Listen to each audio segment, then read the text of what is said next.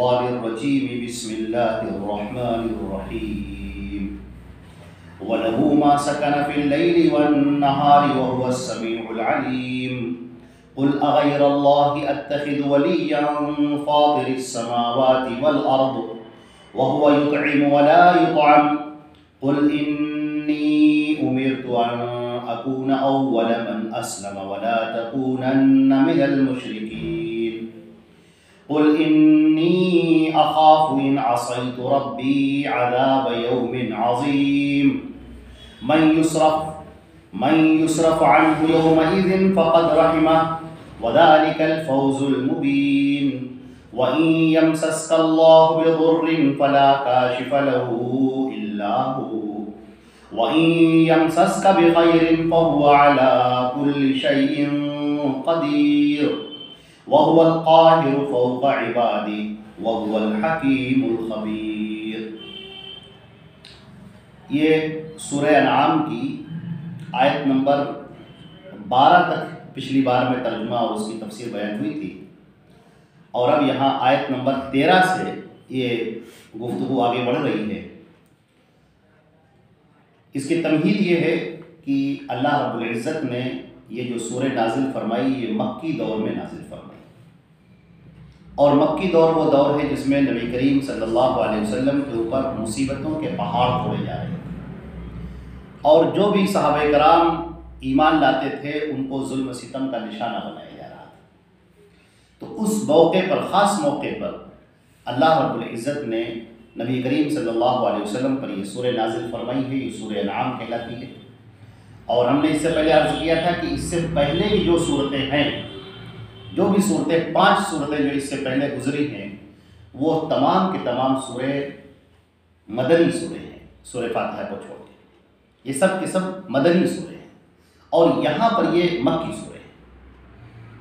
اب اس کے اندر جن باتوں کی طرف بڑی خاص توجہ دلائی گئی ہے وہ لوگوں کے عقائد پر بات کی گئی ہے، اس لیے کہ نبی کریم صلی اللہ علیہ وسلم کا جو سابقہ پڑ رہا تھا جن لوگوں سے، یہ وہ لوگ تھے جو اللہ کو ماننے والے لوگ تھے۔ اب اللہ کو ماننے کے ساتھ ان کے اندر جو شرک آ گیا تھا اور جو غلط عقیدے آ گئے تھے، اس چیز کو اللہ رب العزت نے کھول کر یہاں پر بیان کیا ہے کہ کن بنیاد پر تم لوگ پھر جہنم کے مستحق ہو جاؤ گے اور کن بنیادوں پر تم جنت کے مستحق ہو جاؤ گے۔ چنانچہ اس چیز کو یہاں پر بیان کیا گیا ہے۔ اس آیت سے پہلے، ترجمے سے پہلے، ترجمہ اور پھر انشاءاللہ اس کی تفسیر بیان کی جائے گی، ہم خلاصے کے اندر پچھلے سبق کا خلاصہ بیان کر دیتے ہیں۔ تو اس سے پہلے کی جو درس میں گفتگو ہوئی تھی اس کا خلاصہ، مکی کے اندر زیادہ تر جو لوگ تھے وہ مشرکین تھے، سب شرک کرنے والے لوگ تھے، اور مدینے کے اندر اہل کتاب بستے تھے، یعنی یہود اور نصارہ۔ یہود اور نصارہ یہ اہل کتاب تھے جو مدینے کے اندر بستے تھے، اور مکے سے جو سفر کر کے لوگ جاتے تھے ملک شام کی طرف، اس میں مدینہ بھی پڑتا تھا، اور دیگر بستیاں جب پڑتی تھی تو وہاں پر بھی اہل کتاب رہتے تھے، بطور خاص ادھر نجران کے علاقے میں اور خود ملک شام کے علاقے میں، جہاں پر یہ کفار مکہ جب جاتے تھے تو وہاں اہل کتاب سے ملا کرتے تھے۔ اب دیکھیے، یہودی اللہ کو ماننے والے، عیسائی اللہ کو ماننے والے، ایک اللہ، عرب کے تو عیسائی باقاعدہ لفظ اللہ بھی کہا کرتے تھے، مشرکین مکہ اللہ کو ماننے والے۔ قرآن پاک نے جو بیان کیا ہے وَلَئِن سَأَلْتَهُمْ مَنْ خَلَقَهُمْ، اگر تم ان سے سوال کرو کہ تمہیں کس نے پیدا کیا ہے، لَيَقُولُنَّ اللَّهُ، یہ کہیں گے ہمیں اللہ نے پیدا کیا ہے۔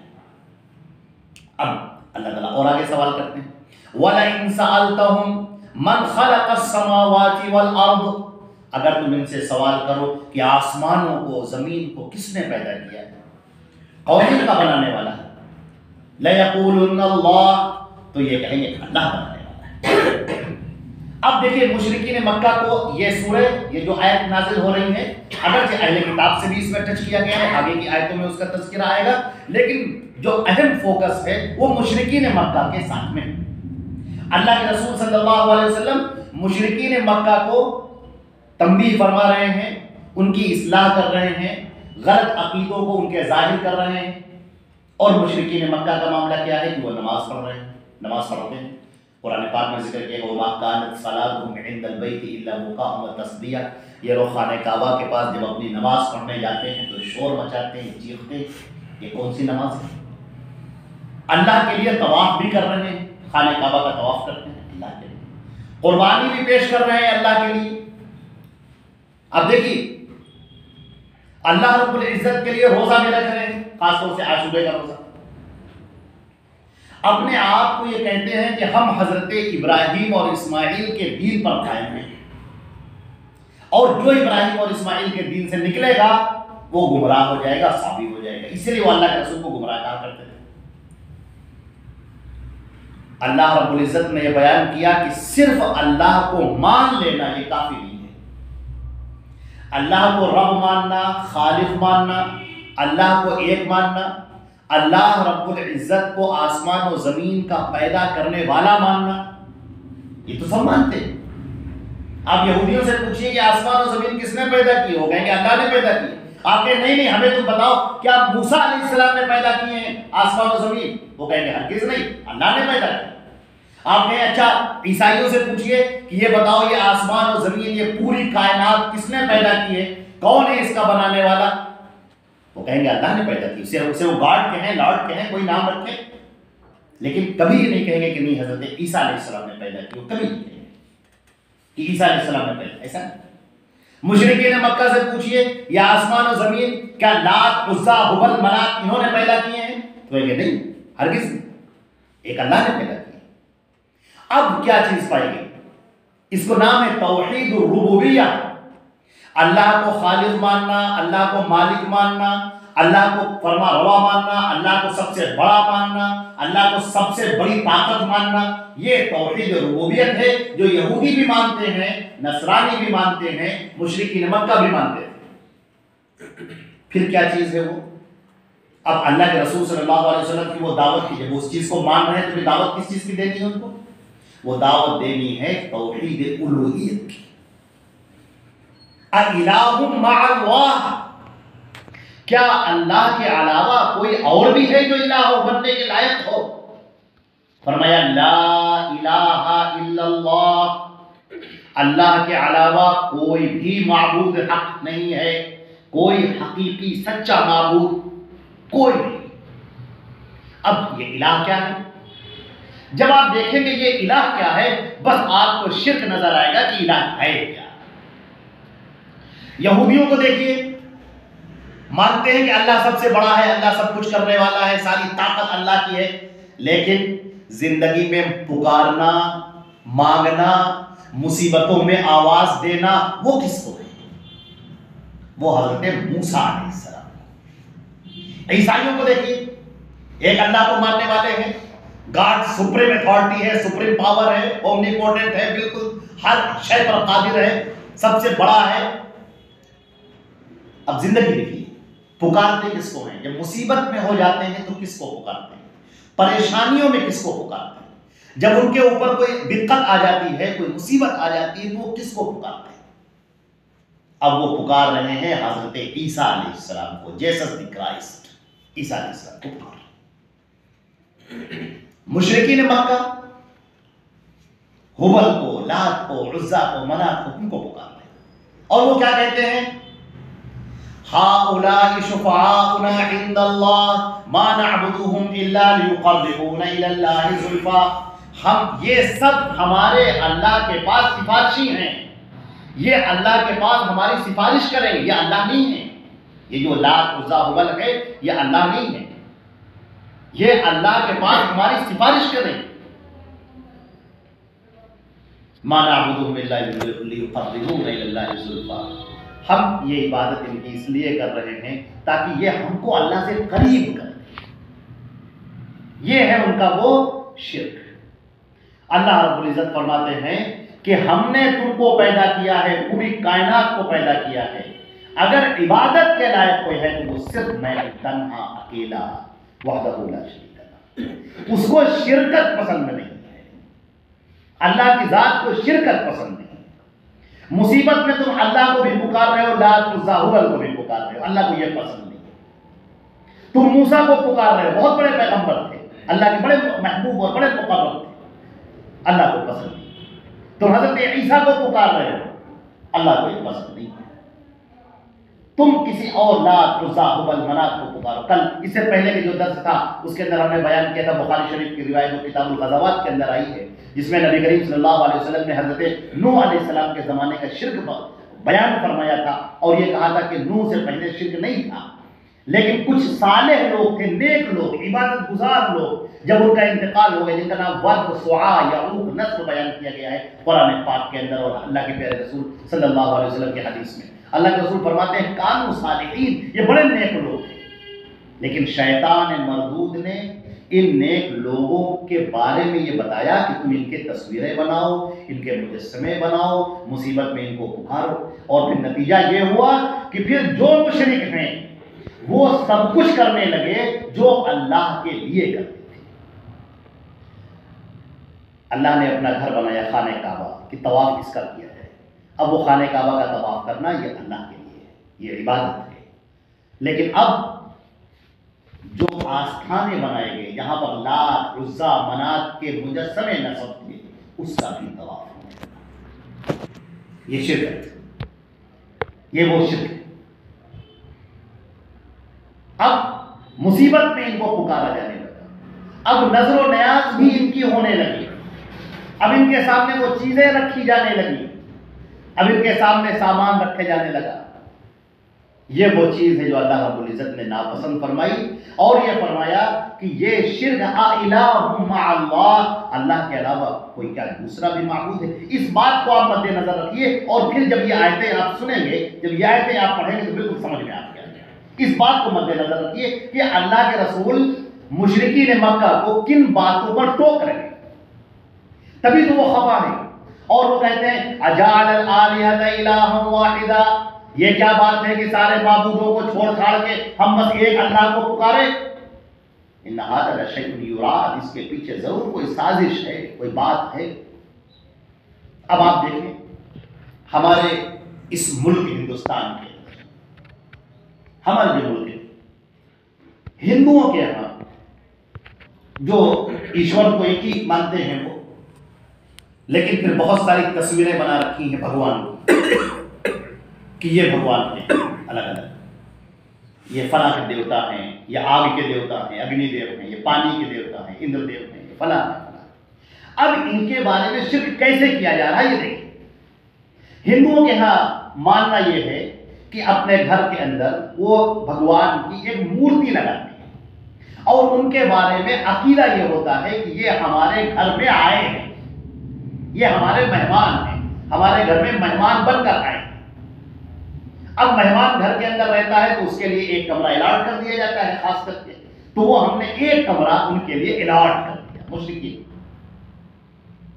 اب کیا کیا جائے گا؟ اب دیکھیے، اب صبح جب سب سے پہلے اٹھیں گے تو سب سے پہلے گھنٹہ بجائیں گے تاکہ وہ بیدار ہو جائے، جو سو رہے تھے وہ جاگ جائیں، جیسے مہمان کو جگایا جاتا ہے مہمان جاگتے ہیں۔ پھر کیا ہوتا ہے، مہمان آتا ہے اس کے پیر دھلنے کا رواج ملک ہندوستان میں، اب اس کے دھلا جا رہا ہے، اب مورتی نہلائی جا رہی، کسی کے یہاں روزانہ نہلائی جاتی ہے، کسی کے یہاں ہفتے میں نہلائی جاتی ہے، کسی کے یہاں مہینے میں نہلائی جاتی ہے، کسی کے یہاں سال میں نہلائی جاتی ہے، لیکن یہ نہلایا، اب اس کا نہلانا، پھر اس کو کپڑے پہنانا، ہفتوں میں مہینے میں اس کو کپڑے پہنا جانا ہے، پھر جیسے کسی کا استقبال کیا جاتا ہے، سواگت کیا جاتا ہے، پھولوں کا ہار وہ اس کے اوپر ڈال دیا گیا، پھولوں کی ٹوکری لی اس کے اوپر ایسے پھول نچھاور کر دیا گیا۔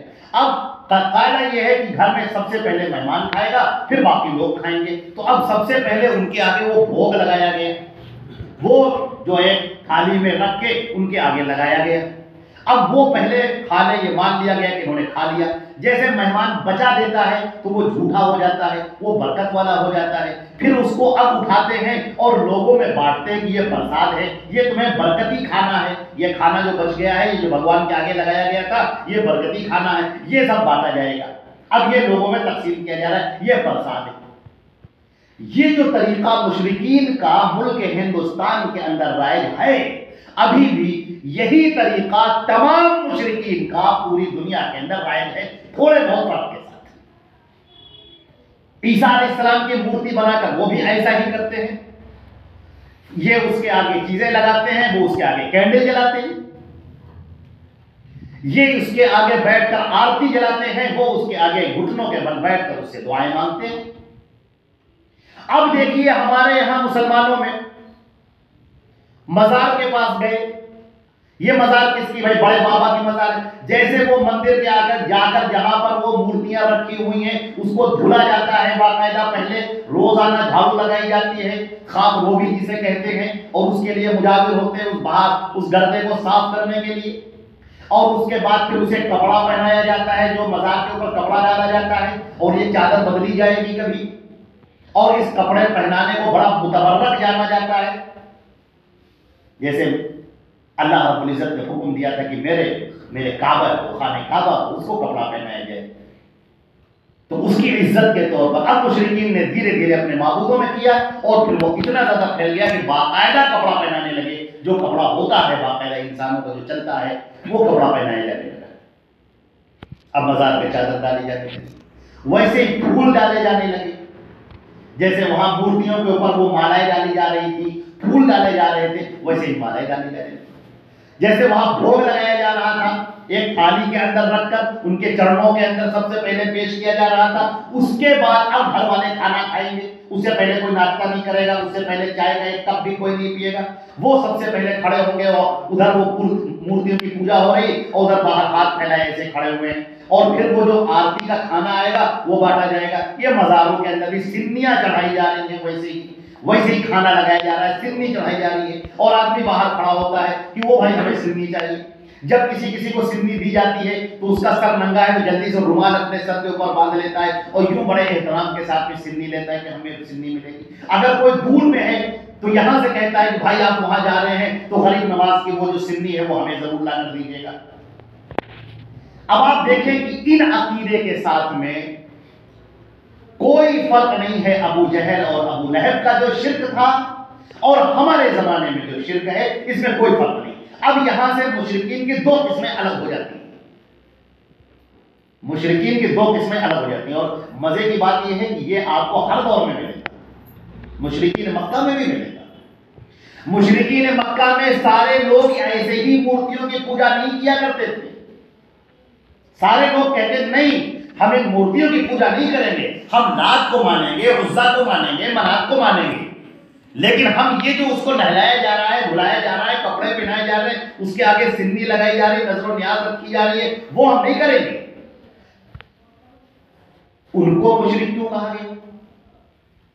اس کی مشرک کی وجہ قرآن پاک ابھی آئے گی، اس کے اندر بتائیں گے صاف صاف کھول کے، اس لیے کہ وہ مصیبت میں لات عزا کو پکار رہے ہیں۔ دیکھیے اب وہ مورتیوں کے آگے سجدہ نہیں کر رہے، بہت قاعدے سے سمجھیے گا۔ مشرکین کی دوسری قسم، مشرکین مکہ کی پہلی قسم وہ ہے جو لات عزا ہبل کی مورتیوں کے سامنے مورتیوں کو نہلا رہی ہے، دھلا رہی ہے، کپڑے پہنا رہی ہے، اس کے آگے سرنی لگا رہے ہیں، اس کے لیے نظر و نیاز کر رہے ہیں، اس کے لیے ذبیحہ کر رہے ہیں، اور سورہ مائدہ میں جیسے کہ گزرا ان کے نام پر جانوروں کو چھوڑا جا رہا ہے۔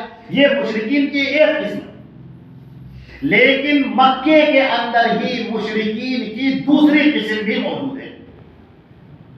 جو عقل والے ہیں وہ کہتے ہیں نہیں صاحب ہم پتھروں کی عبادت تھوڑی کرتے ہیں، ہم یہ سب نہیں پسند کرتے ہیں، وہ مورتی کیا کھائے گی، وہ کوئی کھانا کھاتی ہے کیا، لہذا ہم نہ اس کو کپڑا پہنائیں گے، نہ ہم اس کے یہاں طواف کریں گے، اور نہ یہ ہم سنی رکھیں گے، ہم ان سب کو نہیں مانتے۔ ہندوؤں کے اندر بھی ایسے لوگ موجود ہیں۔ پھر ان کا شرک کیا ہے؟ ان کا شرک وہ ہے اللہ اکبر، یہ جان لینے کی جیسے مصیبت میں، پریشانی میں ان کو آواز دینا، غائبانہ پکارنا، اور یہ باور کرنا کہ جب میں ان کو پکارتا ہوں تو وہ میری پکار سنتے ہیں، اگرچہ وہ قبروں میں جا چکے ہیں۔ لات کو عزا کو دفن کر دیا گیا ہے، منو مٹی کے نیچے دفن کر دیا گیا ہے، لیکن ہم جب ان کو اپنے گھر میں آواز دیں گے تو وہ اس آواز کو سنتے ہیں اور ہماری مصیبت کو پہنچتے ہیں، ہماری پریشانیوں کو دور کرتے ہیں۔ یہ مشرکین کے وہ دوسری قسم ہے جو مورتیوں کے آگے سجدہ نہیں کرتی، جو مورتیوں کے آگے چڑھاوا نہیں چڑھاتی، یہ مورتیوں کو نہلاتے دھلاتے نہیں ہیں، بلکہ یہ کہتے ہیں کہ یہ سب پتھر کے ہیں، ہم ان کو نہیں مانتے، ہم لات عزا ہبل کو مانتے ہیں، ان سے محبت رکھتے ہیں۔ ان کا شرک کیا ہے؟ یہ محبت رکھنا شرک نہیں ہے۔ شرک جو ہے وہ ان کو پکارنا، پورے قرآن پاک کو آپ دیکھتے ہیں، ان کو مصیبت میں پکارنا، یہ شرک۔ اللہ نے قرآن پاک میں فرمایا وَلَا تَدْعُ مَعَ اللَّهِ أَحَدًا، اللہ کے ساتھ میں تم کسی کو آواز مت دو۔ وَلَا تَدْعُ مَعَ اللَّهِ إِلَٰهًا آخر، دوسری جگہ پر فرمایا اللہ کے علاوہ تم کسی اور کو مت پکارو اپنی مصیبتوں میں، پریشانی۔ تو مشرکین کی ان دو قسموں کو ہم کو اچھی طرح سے سمجھنا ہوگا۔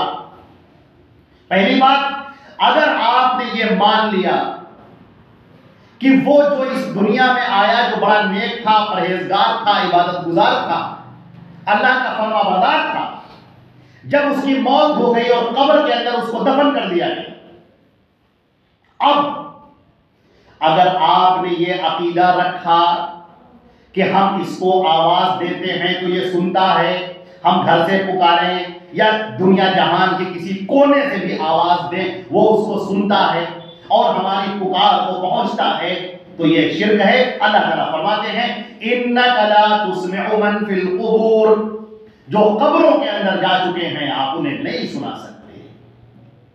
اور اللہ نے ایک بات اور فرمائی کہ جو لوگ ان قبروں کے اندر جا چکے ہیں تم ان کو جو آواز دے رہے ہو، اگر ہم ان کو تمہاری آواز سنا دیں تو کیا یہ تمہاری مدد کرنے کے لیے دوڑ کے آئیں گے؟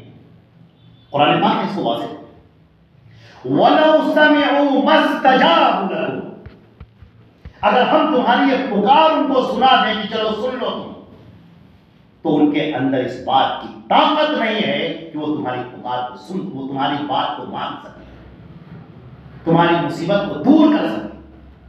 اللہ نے اس کو اپنی توہین جانا ہے کہ یہ گستاخی ہے اللہ کی شان میں، جو مالک الملک ہے اس کو چھوڑ کر تم کسی اور کو پکار رہے ہو، تو یہ توہین ہے، یا اللہ رب العزت کی توہین ہے، یہ شان خداوندی کی توہین ہے، یا اس کے عظیم اور عظیم المرتبہ اور فوق القاہر فوق عبادی، ہر ایک پر جو غالب ہے، ہر شے کو جو کرنے والا ہے، جو منتظم ہے، جو مدبر ہے، یہ اس کی شان میں گستاخی ہے، اور اللہ اس گستاخی کو ہرگز معاف نہیں کرے گا۔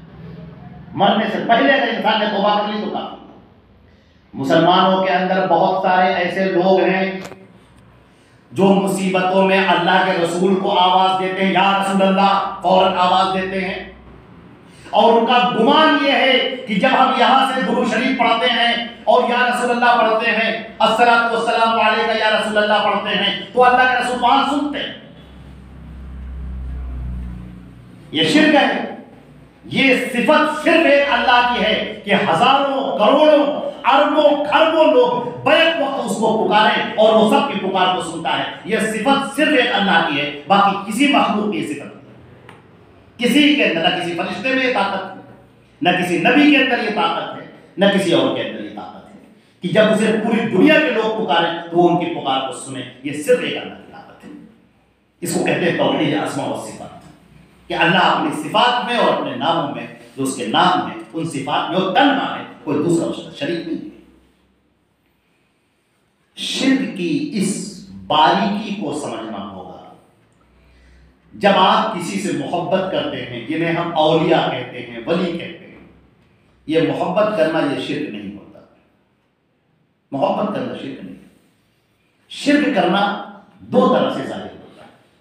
نمبر ایک، اس کو مصیبت میں پکارا جائے، اس کے بارے میں یہ عقیدہ رکھا جائے کہ وہ عالم الغیب ہے، وہ جان رہا ہے، اس کے بارے میں یہ عقیدہ رکھا جائے کہ جب ہم اس کو پکارتے ہیں تو ہماری پکار سنتا ہے، ہماری مصیبتوں کو دور کرتا ہے، ہمارے بارے میں اللہ سے سفارش کرتا ہے، شفاعت کرتا ہے۔ یہ آپ نے عقیدہ رکھا، یہ مشرکانہ عقیدہ ہے۔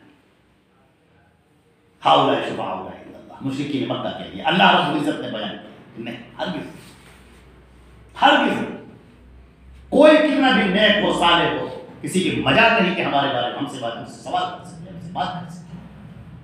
ہم جسے اجازت دیں گے وہ کھڑا ہوگا اور وہ سفارش کرے گا. ہم کہیں گے فلاں کے بارے میں تم کہو تو فلاں کے بارے میں وہ سفارش کرے گا, ورنہ اس کی مجال نہیں کو بول سکے. منزل نظر سورہ آیت الکرسی میں منزل نظر یشفع عنده الا باذنہ, کون ہے جو اس کے حضور میں اپنی زبان کھول سکے. بہت سارے لوگ کہتے ہیں کہ ہم مزار پہ جاتے ہیں لیکن ہم ان سے مانگتے نہیں ہیں, ہم ان سے کہتے ہیں کہ آپ اللہ سے کہیے کہ ہمارے لیے دعا کریں. یہ اللہ کو معطل کر دینا. آپ اس سے کہیں کہ وہ اللہ سے کہے تو آپ کی محبتیں ساری تو سمٹ کر ادھر آ گئی. آپ تو اس کو راضی کرنے کی کوشش کر رہے ہیں, اس کو خوش کرنے کی کوشش کر رہے ہیں, اس کو پکار رہے ہیں, اپنی ساری توجہ کا مرکز اس کو بنا رہے ہیں, اور اس سے آپ کہیں کہ اللہ سے کہہ دینا کہ ہماری بات مان لے. اللہ تعالیٰ فرماتے ہیں ادعونی استجب لکم, مجھے پکارو میں تمہاری پکار سنوں گا, مجھے پکارو مجھے آواز دو میں تمہاری پکار سنوں گا.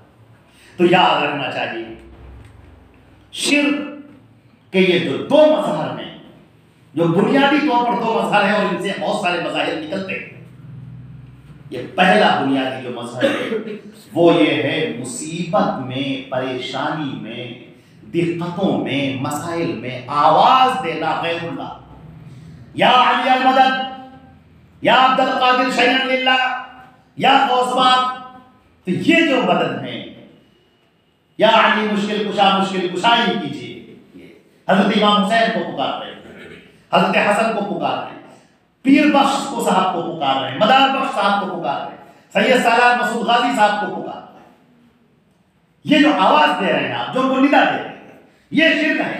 اور اب اس کے بعد جو اس کا اور مظہر ہے, جو دوسرا مظہر ہے, جو اس کو نہلا رہے ہیں, مزار شریف کا غسل ہو رہا ہے, اس کو کپڑا پہنایا جا رہا ہے, اس کے اوپر پھول چڑھائے جا رہے ہیں, اس کے اوپر چادر چڑھائی جا رہی ہیں, یہ بھی شرک ہے, یہ بھی بشر. وہ مظہر اول ہے, یہ مظہر ثانی ہے. وہ مظہر اعتقادی ہے, یہ مظہر عمل کا ہے. اس سے بھی عمل ظاہر ہوتا ہے, اس سے بھی عمل ظاہر ہوتا ہے. اور یہ شرک کی دونوں قسم. یہ مشرک ہے, اور مشرک کے بارے میں اللہ نے کیا کہا ہے؟ وَمَن يُشْرِكْ بِاللَّهِ فَقَدْ حَرَّمَ اللَّهُ عَلَيْهِ الْجَنَّةَ وَمَأْوَاهُ النَّارُ وَمَا لِلظَّالِمِينَ مِنْ أَنصَارٍ. جو اللہ کے ساتھ میں شرک کرتا ہے, اللہ نے جنت کو اس پر حرام کر دیا. اللہ, جنت حرام ہو گئی. کیا بات کرتے ہو نماز کی؟ کیسا نماز, کیسی نماز, کیسی نماز, کیسا روزہ, کیسا حج, کیسا عمرہ, کیسا ذکر, کیسی تلاوت, یہ سب ختم.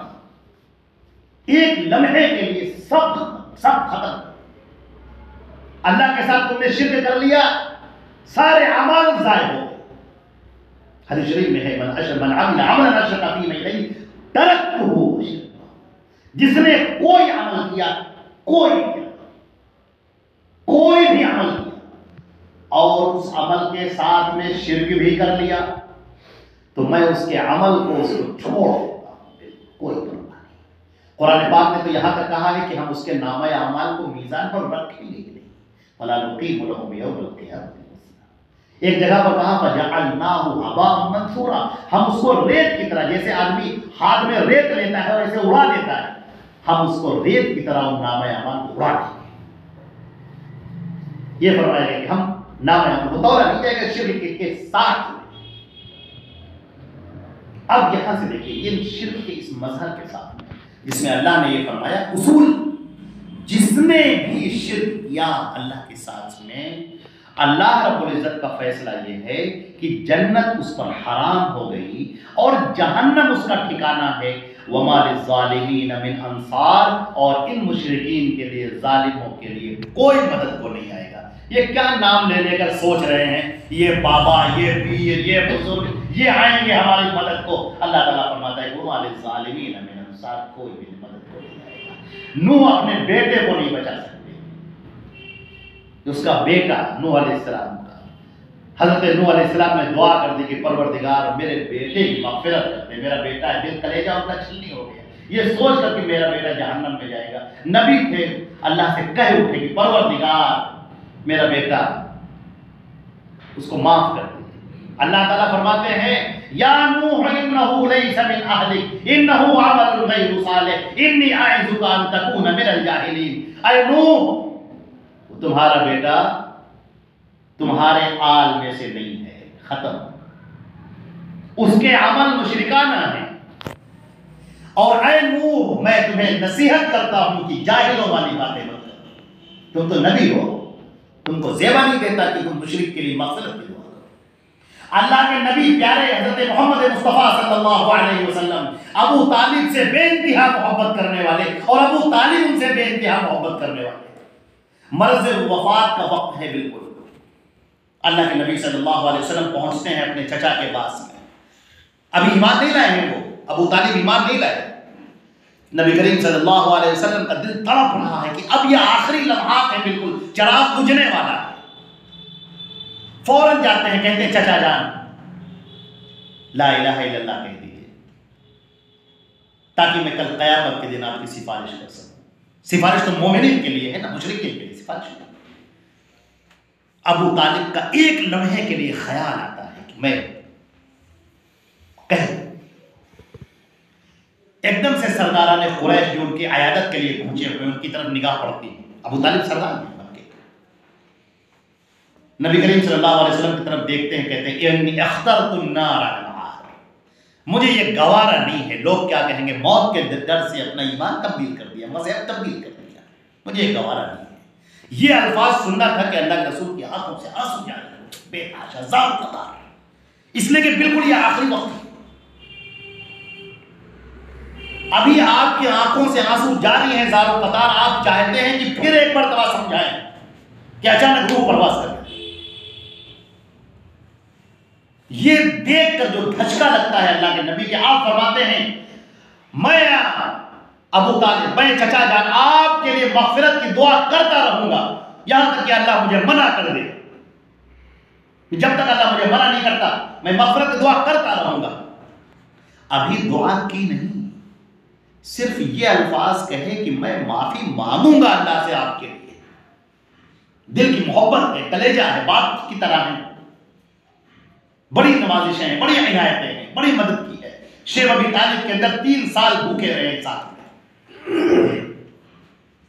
ابھی اللہ کے رسول نے یہ کہا ہے کہ میں آپ کے لیے مغفرت کی دعا کروں گا, کرتا رہوں گا جب تک کہ اللہ مجھے منع نہ کرتے. فوراً قرآن پاک کی آیت نازل ہوئی.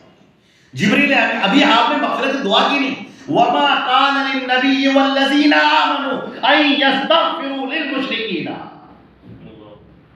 نبی کے لیے اور کسی مومن کے لیے اجازت نہیں ہے کہ وہ مشرک کے لیے مغفرت کی دعا کریں جبکہ انہیں پتا چل چکا ہے کہ یہ سب جہنم میں جانے والے. وَلَوْ كَانُوا لِلْقُرْبَىٰ, چاہے وہ ان کے رشتے دار ہی کیوں نہ ہوں. مشرک اللہ کے نبی صلی اللہ علیہ وسلم فرماتے ہیں اللہم انی اعوذ بک ان اشرک بک وانا اعلم واستغفرک لما اعلم. نبی سید المرسلین یہ دعا کر رہے ہیں پروردگار میں ہر قسم کے شرک سے تیری پناہ چاہتا ہوں, اس شرک سے جو میں جانتا اور اس شرک سے جو میں نہیں جانتا. اس شرک سے جو میں نہیں جانتا ہوں پروردگار میں شرک سے تیری معافی چاہتا ہوں. قرآن پاک کہتا ہے لَإِنْ أَشْرَكْتَ لَيَحْبَطَنَّ عَمَلُكَ, اے نبی اے محمد اگر تم شرک کرو گے تو ہم تمہارے بھی اعمال کو ضائع کر دیں گے. سورہ انعام کے اندر یہی سورہ انعام ہے.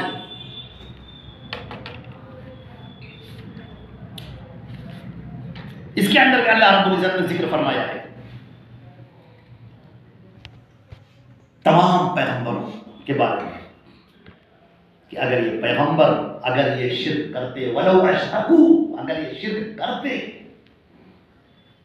کس کے بارے میں؟ ابراہیم, اسماعیل, یوسف, یعقوب, سلیمان, داؤد, بڑے پیغمبر. اگر یہ شرک کرتے تو ہم ان کے بھی عمل کو ضائع کر دیتے. لوگوں اپنے بارے میں سوچو. بات ہو رہی ہے سیدنا ابراہیم و اسماعیل کی, یوسف و یعقوب کی, بڑے بڑے پیغمبروں کی. اگر یہ شرک کرتے تو ان کے بھی عمل کو ضائع کرتے. بات ہو رہی سید المرسلین کی کہ اگر اے نبی اگر تم شرک کرو گے تمہارے بھی عمل کو ضائع کرتے. یہ کیوں ہے؟ یہ ہم جیسے کو سنانے کے لیے کہ شرک اتنا بڑا گناہ ہے کہ اگر نبی بھی کرے گا تو ہم اسے بھی معاف نہیں کریں گے. باقی دنیا کی کیا بات ہے, باقی دنیا کسی کی بات کیا ہے. شرک کے ان 2 مظہروں کو یاد رکھیے. اس کے بعد مکی جتنی صورتیں آپ پڑھیں گے آپ کی سمجھ میں آتے چلے.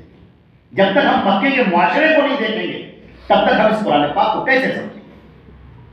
مکے کو اس معاشرے کو دیکھیے جہاں پر شرک کیا جا رہا ہے، اور یہی وہ بات ہے جس کے لیے لوگ آپ کے دشمن بنے ہوئے۔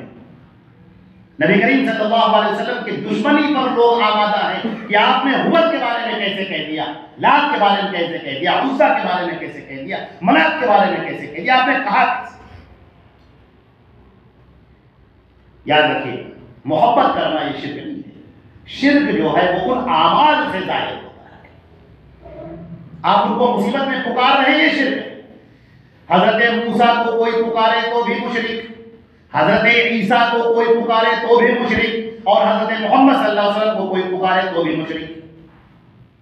اگر کسی کا عقیدہ یہ ہے کہ اللہ کے رسول زمین پر آتے ہیں اور آ کر انسانوں کی مدد کرتے ہیں تو وہ مشرک، یہ عقیدہ عیسائی تو رکھتے ہیں عیسیٰ علیہ السلام کے بارے میں۔ عیسائیوں کا عقیدہ یہ ہے کہ اگر کوئی عیسیٰ علیہ السلام کو پکارتا ہے مدد کے لیے تو وہ آتے ہیں کسی نہ کسی شکل میں اور آ کر مدد کرتے ہیں، اور یہ عقیدہ شیعوں میں بھی ہے کہ حضرت علی کو آپ جب پکارتے ہیں ناد علی کہہ کر تو وہ آتے ہیں اور آ کر آپ کی مصیبتوں میں مدد کرتے ہیں۔ بزرگوں کے بارے میں یہ عقیدہ ہے کہ جب آپ ان کو پکارتے ہیں تو وہ آپ کی مدد کرتے ہیں۔ یہ کیا ہے؟ یہ شرک ہے۔ ان مظاہر سے بچنا ہوگا، اپنے آپ کو ان سے محفوظ رکھنا ہوگا۔ اب قرآن پاک کی آیت سنیے۔ اعوذ باللہ من الشیطان الرجیم بسم اللہ الرحمن الرحیم۔ اس سے پہلے کی آیت نمبر 12، قل لمن ما فی السماوات والارض، آپ یہ کہہ دیجئے کہ آسمان اور زمین میں یہ سب جو ہے وہ کس کا ہے؟ قل للہ، اے نبی آپ یہ اعلان کر دیجئے کہ صرف ایک اللہ کا ہے۔ کتب علی نفسہ الرحمہ، جس نے اپنے لیے رحمت کو لازم کر رکھا ہے۔ لیجمعنکم الی یوم القیامۃ لا ریب فیہ، اور تم سب کو وہ اکٹھا کرے گا قیامت کے دن جس میں کوئی شک نہیں ہے۔ الذین خسروا انفسهم فهم لا یؤمنون، جن لوگوں نے اپنے لیے خسارے کا فیصلہ کر لیا ہے وہ کبھی ایمان لانے والے نہیں۔ وَلَهُ مَا سَكَنَ فِي اللَّيْلِ وَالنَّهَارِ، اور اسی کے لیے ہے رات میں دن میں جو بھی چیز ساکن ہوتی ہے یا متحرک ہوتی ہے، دن میں یا رات میں، آسمان میں یا زمین میں۔ آپ بچے کیا؟ آسمانوں میں زمین میں جو کچھ ہے اللہ کا ہے، رات میں اور دن میں بھی جو کچھ ہے، جو بھی چیزیں متحرک ہوتی ہیں ساکن ہوتی ہیں وہ سب اللہ کے حکم سے ہوتی ہیں۔ تو اس کائنات میں حکم کس کا چلتا ہے؟ صرف ایک اللہ کا۔ فیصلے کون کرتا ہے؟ فیصلے اللہ کرتا ہے۔ وَهُوَ السَّمِيعُ الْعَلِيمُ، وہ بہت سننے والا ہے۔ السمیع، بہت زیادہ سننے والا ہے۔ آپ آہستہ پکارو، زور سے پکارو، دل کے اندر پکارو، رضائی کے اندر لحاظ اوٹ کر چپکے سے پکارو، سنتا ہے۔ کوئی ضرورت نہیں ہے کہ آپ درمیان میں واسطے لے کر آؤ، فلاں کے وسیلے سے دعا قبول فرما لے، شہیدوں کا واسطہ، اماموں کا واسطہ، حضرات حسنین کا واسطہ، حضرت علی کا واسطہ، حضرات انبیاء کرام کا واسطہ، کربلا کے 72 شہیدوں کا واسطہ، نعوذ باللہ من ذلک۔ اس کو کسی واسطے کی ضرورت نہیں، کسی وسیلے کی ضرورت نہیں، وسیلہ مت لگاؤ درمیان میں۔ اگر تمہارا عقیدہ یہ ہے کہ اس وسیلے کے بغیر اللہ دعا ہی نہیں سنتا تو پھر مشرک ہو گئے، پھر شرک آ گیا۔ پروردگار کو پکارو۔ تم نے نماز کس کے لیے پڑھی ہے؟ نماز اللہ کے لیے پڑھی ہے تم نے، تو پکارنا پھر کس کو ہوگا؟ پکارنا صرف ایک اللہ کو ہوگا۔ تمہیں یقین نہ ہو تو اللہ کے نبی نے جو دعائیں سکھائی ہیں ان دعاؤں کا ترجمہ کسی سے پوچھ لو، کہیں پر کوئی آپ کو وسیلہ نہیں ملے گا۔ آج ہمارے ہاں لوگ دعائیں کرتے ہیں فلاں کے صدقوں کو فعل میں قبول فرما، یہ کیا ہے بھائی؟ جو چیز ہمارے نبی نے نہیں سکھائی ہے وہ آپ کیسے لے کر آئے؟ دین نام ہے محمد مصطفیٰ صلی اللہ علیہ وسلم کی بتائی ہوئی باتوں کو تسلیم کرنے کا اور ماننے کا، کسی انسان کی بنائی ہوئی باتیں نہیں۔ کسی انسان کو یہ حق نہیں ہے کہ وہ دین کو بنائے اور لوگوں کے سامنے کہے یا اللہ نے کہا یا رسول نے کہا۔ بات وہ ہے جو اللہ کے رسول نے فرمائی ہے، جو حدیثوں میں لکھی ہوئی ہے، بات وہ صحیح ہے۔ بات جو قرآن پاک میں ہے، جو اللہ کے رسول صلی اللہ علیہ وسلم کی حدیثوں میں ہے، جو اللہ کے نبی نے فرمائی ہے اور صحابہ کرام نے ہم تک پہنچائی ہے، بات وہ معتبر ہے۔ لوگوں نے بنا لیا، رسم و رواج بنا لیے، تیجا بنا لیا، 40واں بنا لیا، برسی بنا لی، قرآن خوانی بنا لی، وضو کے اندر کے دعائیں بنا لی، اور نہ معلوم کتنی چیزیں بنا لی۔ یہ سب لوگوں کا بنایا ہوا ہے، نبی کریم صلی اللہ علیہ وسلم کا سکھایا ہوا نہیں ہے۔ اور دین وہ ہے جو اللہ کے رسول نے بتایا، ان کے اوپر نازل کیا گیا، ابھی آگے آئے گا۔ قُلْ أَغَيْرَ اللَّهِ أَتَّخِذُ وَلِيًّا فَاطِرِ السَّمَاوَاتِ وَالْأَرْضِ، آپ یہ کہہ دیجئے کہ کیا اللہ کے علاوہ میں کسی اور کو اپنا دوست بناؤں؟ اللہ کے علاوہ میرا کارساز، میرے کام آنے والا، میری بگڑی بنانے والا، میری مشکل کشائی کرنے والا، کیا اللہ کے علاوہ میں کسی اور کو بنا لوں؟ یہ میں لات، عزا، ہبل کو بنا لوں، یا موسیٰ اور عیسیٰ علیہ السلام کو بنا لوں، یا میں کسی اور بزرگوں کو میں اپنا بنا لوں ولی؟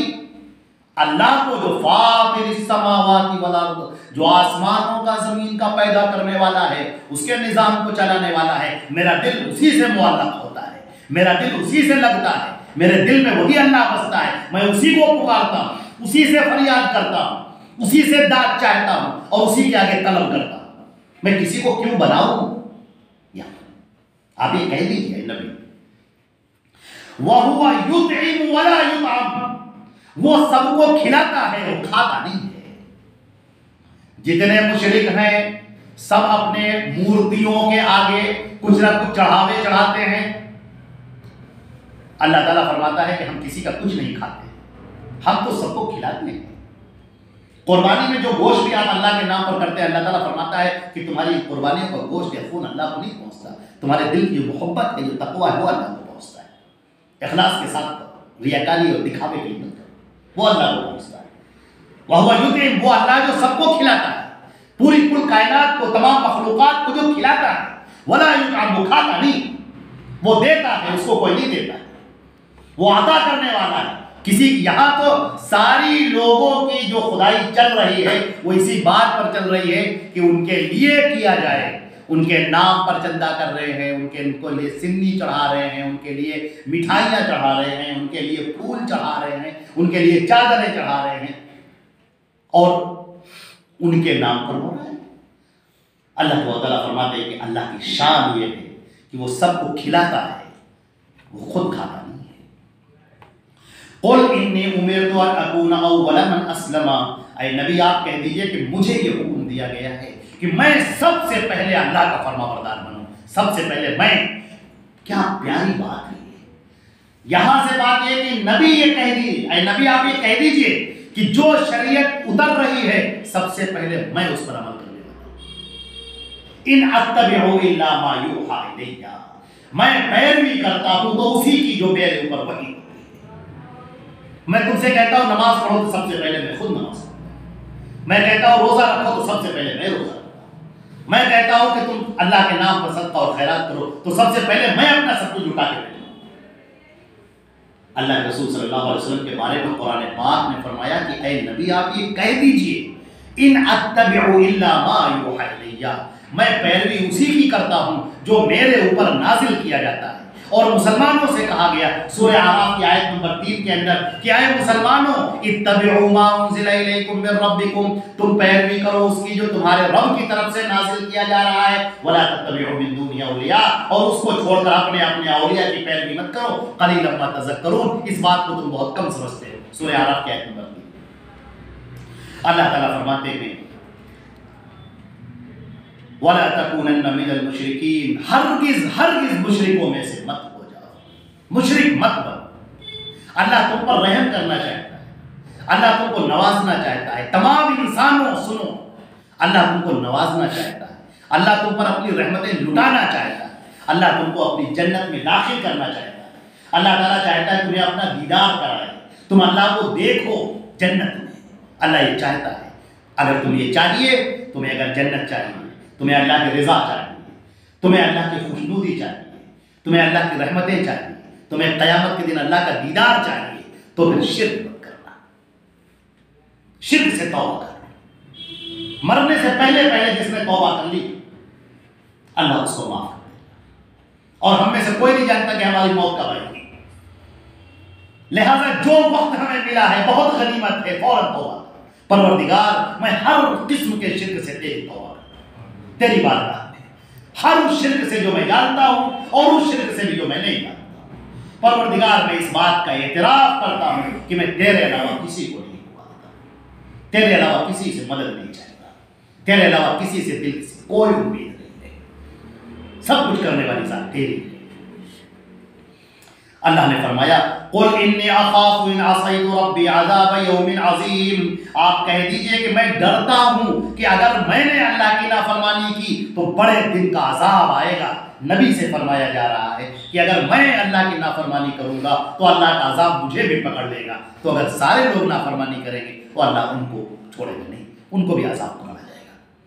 اللہ نے فرمایا من یصرف عنہ یومئذ فقد رحمہ، جس کو بچا لیا گیا قیامت کے دن اللہ کے عذاب سے تو اللہ نے اس پر رحم کر دیا۔ وذلک الفوز المبین، بہت بڑی کامیابی اس نے حاصل کر لی۔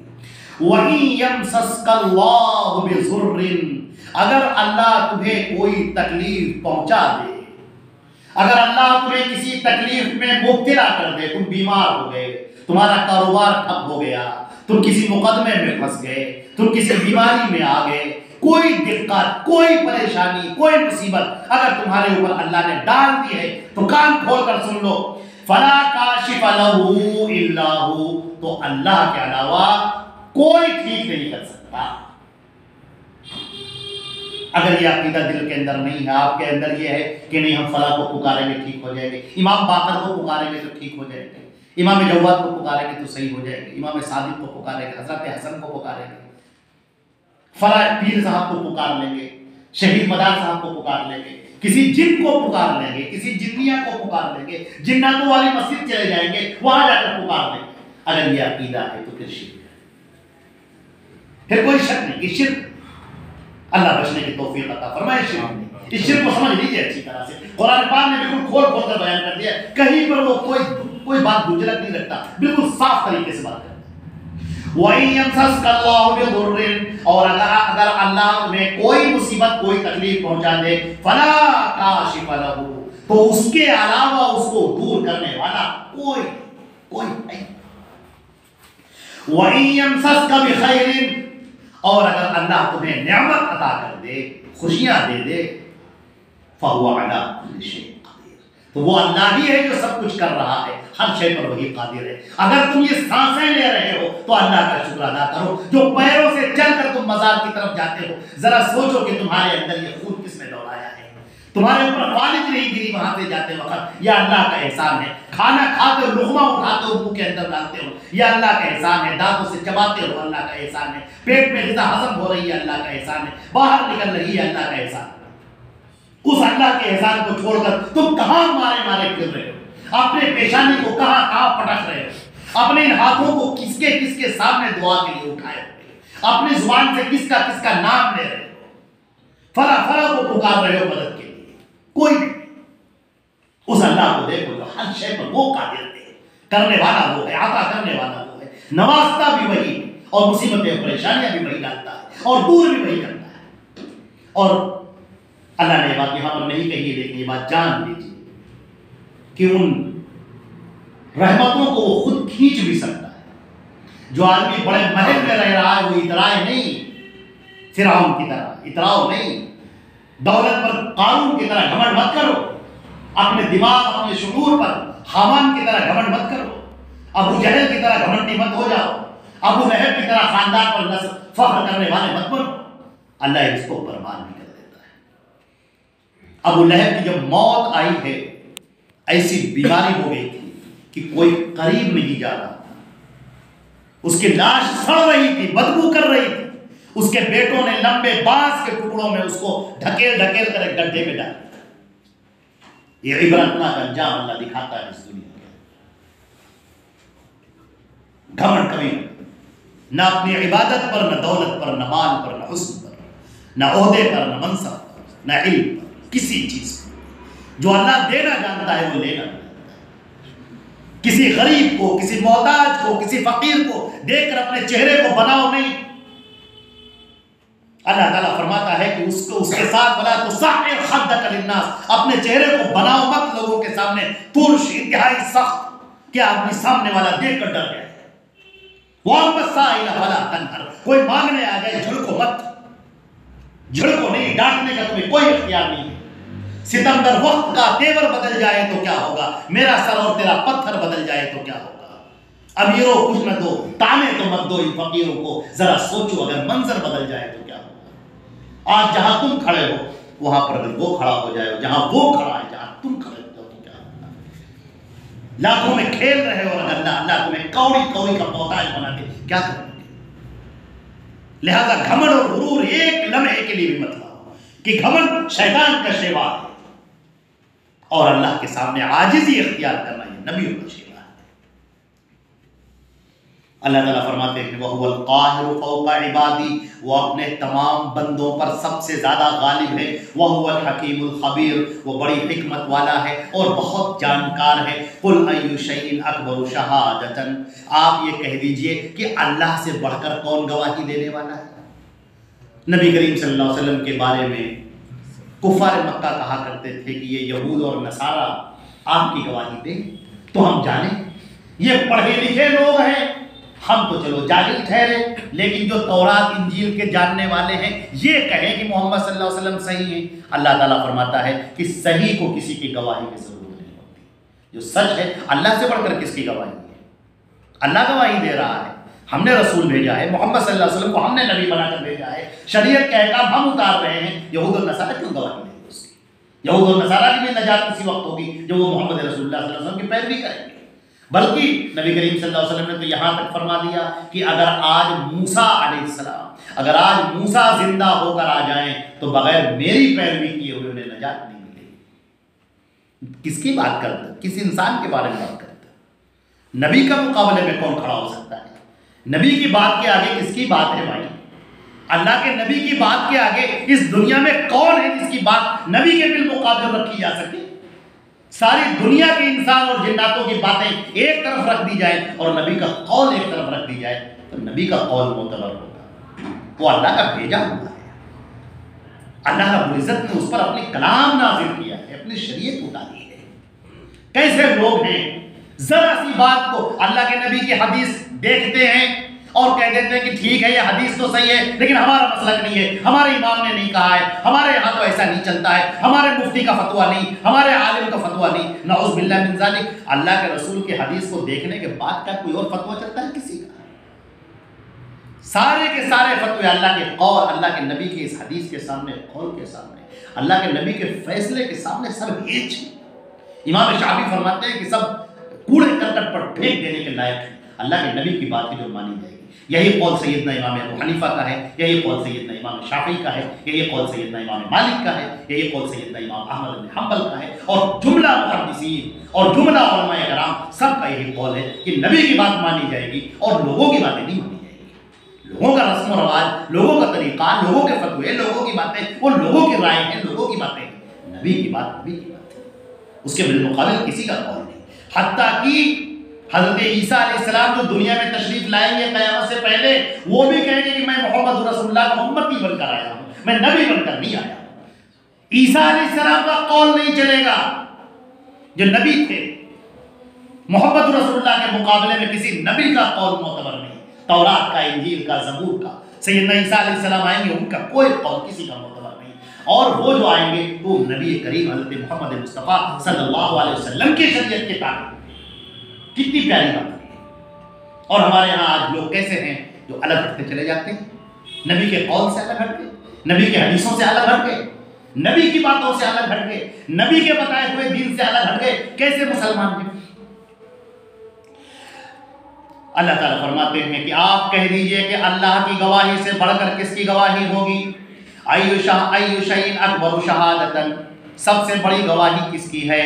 قل اللہ، آپ کہہ دیجئے کہ اللہ کی ہے، جو میرے اور تمہارے درمیان گواہ ہے، اور میری طرف یہ قرآن وحی کیا گیا ہے تاکہ میں تمہیں ڈراؤں اس قرآن کے ذریعے سے، اور جس کو بھی یہ قرآن پاک پہنچے، جس کو بھی یہ اسلام پہنچے، جس کو بھی یہ دین پہنچے، اس کا کام یہ ہے کہ وہ قرآن اور حدیث پر عمل کرنے والا ہو۔ أَإِنَّكُمْ لَتَشْهَدُونَ أَنَّ مَعَ اللَّهِ آلِهَةً أُخْرَىٰ، کیا تم لوگ اس بات کی گواہی دو گے کہ اللہ کے علاوہ کوئی اور بھی ہے معبود؟ کون ہے جو آ کر گواہی دے؟ قُلْ لَا أَشْهَدُ، آپ کہہ دیجئے، نبی آپ کہہ دیجئے کہ میں تو گواہی نہیں دیتا۔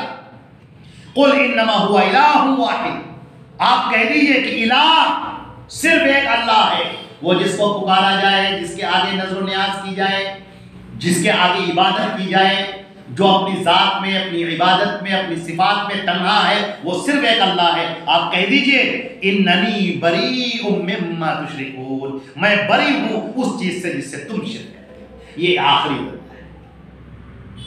اگر لوگ آپ کی بات نہیں مان رہے ہیں تو اللہ کے سامنے آپ کو کھڑا ہونا ہے. یہ مت کہیے کہ لوگ کر رہے تھے تو ہم نے بھی کیا نہ. ہر ایک کلہم آتی یوم القیامت فردا، ہر ایک اللہ کے سامنے تنہا کھڑا. لہذا آپ یہ نہیں کہہ سکتے کہ لوگ ایسا کر رہے تھے تو ہم بھی ایسا کر رہے تھے. نہیں، آپ کو پیروی کرنی ہے جو اللہ نے اتارا ہے. بس پوری دنیا مخالف ہو جائے تو ہو جائے، لوگ آپ کا ساتھ چھوڑ دیں، لوگ آپ کے راستے میں کانٹے بچھائے تو بچھا لینے دیجیے، کوئی آپ پر پتھر مارے تو آپ پتھر کھا لیں، لیکن اللہ اور اس کے رسول کے طریقے سے مت ہٹے. ہرگز. سب سے بڑی کامیابی آخرت کی کامیابی.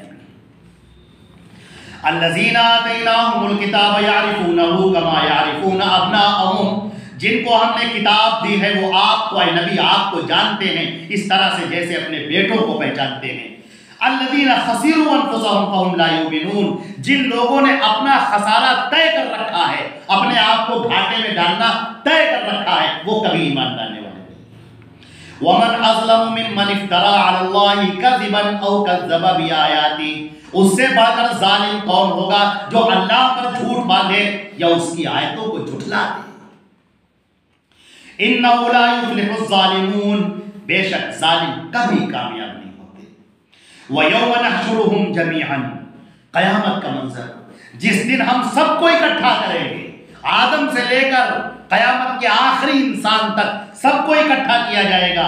پھر ہم کہیں گے، اللہ تعالیٰ فرما رہا ہے، ہم کہیں گے اَيْنَ شُرَكَاءُ لِلَّذِينَ أَشْرَكُوا، مشرکین سے کہیں گے جو ہمارے ساتھ شریک کیا کرتے تھے، ہم ان سے کہیں گے اَيْنَ شُرَكَاؤُكُمْ، کہاں ہیں تمہارے شریک، لاؤ. آج کون ہے جو ہمارے سامنے کھڑے ہو کر بات کرے، بلاؤ کسی کو. حضرت آدم کی مجال نہیں، حضرت نوح کی مجال نہیں، حضرت موسیٰ اور عیسیٰ کی مجال نہیں، کسی کی مجال نہیں کہ اللہ کے سامنے کھڑے ہو کر گفتگو کر سکے. بلاؤ میرے شریکوں کو جن کو تم نے شریک بنایا تھا، لات عزیٰ حبل، کہاں گئے اس میں؟ لاؤ، بلاؤ ان کو یا اللہ، آج بات کریں، آج سفارش کریں. اللہ تعالیٰ فرماتے ہیں کہ جن کو تم نے سوچ رکھا تھا کہ آج ہمارے سامنے شریک ہوں گے، وہ کہاں ہیں؟ حاضر کرو. ثم لم تکن فتنتهم، پھر ان کی دیوانگی کا یہ عالم ہوگا کہ وہ کہیں گے واللہ ربنا ما کننا مشرکین، پروردگار ہم مشرک نہیں تھے. وہ جو مزاروں پر سجدے کرنے والے ہیں، جو مورتیوں کے آگے ہاتھ پھیلانے والے ہیں، جو اکیلے میں اللہ کے علاوہ کسی غیر کو پکارنے والے ہیں، وہ کہیں گے پروردگار ہم مشرک نہیں تھے، ہم مشرک نہیں تھے. اللہ، دنیا میں بھی لوگ کہتے ہیں، آپ کہتے ہیں کہہ رہے تم تو شرک کر رہے ہو، نہیں ہم تو مشرک نہیں، کھلا شرک کر رہے ہیں. اور جب کہا جاتا ہے کہ یہ آپ کیا کر رہے ہو، شرک ہے یہ، نہیں صاحب ہم بالکل مشرک نہیں. تمہارے اس کہنے سے جج نہیں کیا جائے گا، تمہارے اس کہنے سے فیصلہ نہیں کیا جائے گا، فیصلہ تمہارے اعمال کی بنیاد پر. تم نے شرک کیا ہے، تم کو اس کی سزا بھگتنی ہوگی. اب یہ جنت کے دروازے بند ہو گئے، جنت کو خواب دیکھنا چھوڑ دو تم، اب جنت تمہارے لیے نہیں ہے، اب جہنم تمہارا مقدر ہے. کاش کہ تم نے زندگی کے ان لمحات کو، ان لیتی ہوئی سانسوں کو، آتی جاتی ہوئی سانسوں کو غنیمت سمجھا ہوتا. کاش کہ تم نے شرک سے توبہ کرنی ہوتی، کاش کہ ان حرکتوں سے تم نے توبہ کرنی ہوتی، کاش کہ ایک اللہ کے بھیجے ہوئے رسول حضرت محمد مصطفیٰ صلی اللہ علیہ وسلم کی پیروی کی ہوتی، کاش کہ تم نے اور دوسروں کی پیروی نہ کی. انظر کیف کذبوا علی انفسہم، ذرا دیکھو تو کیسے جھوٹ بول رہے ہیں کھلم کھلا. یہ وضل عنہم ما کانوا یفترون، جو باتیں گڑھا کرتے تھے، لمبی لمبی زبان کے ذریعے سے قصے، کہانی، دلائل، باتیں کیا کرتے تھے، سب ختم ہو گئے. اب کچھ نہیں بچا، بول نہیں پائیں گے، آواز نہیں نکلے گی، سب ختم ہو گیا. یہ تو کہا کرتے تھے ان کی بڑی کرامت ہے، ان کی کرامت یہ ہے، ان کی کرامت یہ، جھوٹے قصے، جھوٹی کہانی خوب پھیلایا کرتے تھے. اب سب ختم، کچھ نہیں، ہاتھ میں کچھ باقی نہیں رہا. شرک کے اعمال سے لدی ہوئی گٹھری سر کے اوپر رکھی ہے اور جہنم بھڑکتی ہوئی سامنے ہے، اور فرشتوں کو حکم ہو رہا ہے کہ پکڑو ان کو، خذوہ فغلوہ، پکڑو زنجیریں پہناؤ اور پکڑ کر ان کو جہنم کے اندر پھینک دو. یہ وہ مشرکین ہیں. بس ایک آیت اور پڑھتے ہیں، وَمِنْهُمْ مَنْ يَسْتَمِعُ إِلَيْكَ، لوگوں میں سے بہت سارے لوگ ہیں جو آپ کی بات کو سنتے ہیں، اے محمد جب آپ گفتگو کرتے ہیں تو آپ کی مجلس میں لوگ آتے ہیں اور آپ کی بات کو سنتے ہیں، لیکن یہ سنتے تو ہیں لیکن یہ اپنی زندگی بدلنا نہیں چاہتے، سن لیتے ہیں، آپ کی بات اچھی لگتی ہے سن لیتے ہیں۔ وَمِنْهُمْ مَنْ يَسْتَمِعُ إِلَيْكَ، اور ان میں سے کچھ ایسے بھی لوگ ہیں جو آپ کی بات سنتے ہیں، وَجَعَلْنَا عَلَىٰ قُلُوبِهِمْ أَكِنَّةً، ہم نے ان کے دلوں کے اوپر بوجھ رکھ دیا ہے، پردے ڈال دیے، أَن يَفْقَهُوا، اب اس بات کو سمجھ نہیں رہے ہیں، وَفِي آذَانِهِمْ وَقْرٌ، ان کے کانوں میں کوئی گانٹھ سی پڑی ہوئی ہے، کوئی بوجھ سا رکھا ہوا ہے، وَإِن يَرَوْا كُلَّ آيَةٍ لَا يُؤْمِنُوا بِهَا، کھلا باتوں کو دیکھتے ہیں، نشانیوں کو دیکھتے ہیں مگر ایمان نہیں لاتے ہیں، حتی اذا جاؤکا، اور پھر آپ کے پاس آتے ہیں، یجادلونک، اور جھگڑا کرتے ہیں، یقول الذین کفروا، اور پھر کافر کہتے ہیں، ان ھذا الا اساطیر الاولین، اس میں کیا بات کی، سب پہلے کی باتیں ہیں، گڑھی ہوئی باتیں ہیں، وہم ینہون عنہ، اور وہ دوسروں کو روکتے ہیں، وینعون عنہ، اور خود بھی رک جاتے ہیں عمل کرنے سے، وَإِن يُهْلِكُونَ إِلَّا أَنفُسَهُمْ وَمَا يَشْعُرُونَ، اور وہ صرف اپنا نقصان کر رہے ہیں مگر وہ سمجھ نہیں رہے، وہ نقصان کس کا کر رہے ہیں، وہ نقصان کر رہے ہیں اپنا، مگر اس بات کو وہ سمجھ نہیں رہے ہیں۔ کاش کہ تم دیکھو جب ان کو روک لیا جائے گا جہنم کے کنارے اور وہ کہیں گے اے کاش کہ ہم کو واپس کر دیا جائے دنیا میں، اب ہم اپنے رب کی آیتوں کو نہیں جھٹلائیں گے، اب ہم مومنین میں سے ہو جائیں گے، بل بدا لہم ما کانوا یخفون من قبل، بل کی اب ظاہر ہو گیا جو پہلے وہ چھپایا کرتے تھے اپنے سینوں کے اندر، وَلَوْ رُدُّوا، اگر ان کو ہم دنیا میں پھر بھیج دیں، لَعَادُوا لِمَا نُهُوا عَنْهُ، تو یہ پھر وہی کریں گے جس سے انہیں منع کیا گیا ہے، وَإِنَّهُمْ لَكَاذِبُونَ، یہ جھوٹ بولنے والے لوگ ہیں۔ یہ آیت نمبر 28 تک کا ترجمہ ہوا ہے، انشاءاللہ اسی کی گفتگو ابھی سلسلہ رکانی ہے، یہ گفتگو ابھی چلتی رہے گی، اللہ رب العزت ہمیں اور آپ کو عمل کرنے کی توفیق عطا فرمائے، وآخر دعوانا الحمدللہ رب العالمین۔ آیت نمبر 28 تک کا درس ہوا ہے۔